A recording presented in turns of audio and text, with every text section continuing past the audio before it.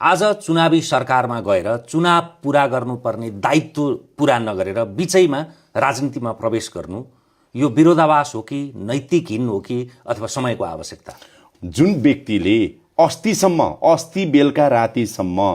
कुनै पनि दलसँग आबद्ध नभइकन क्लिन सरकारको प्रवक्ता भएर सारा राजनीतिक दलहरूलाई चुनावको लागि तयार गरेर सम्माननीय प्रधानमन्त्रीज्यूको निर्देशनमा चाहना बमोजिम गरेर सहयोगी गरेको जगदीश खरेल आज चुनावलाई बिचैमा छोडेर गयो त नभनियो कि? तपाईले चुनाव सुनिश्चित भए पछाडि मैले मन्त्री पद त्यागे र चुनावमा गएँ भन्नुभयो नि, त्यसलाई ठिक उल्ट्याएर हेरौँ है त। हेर्नुहोस् त,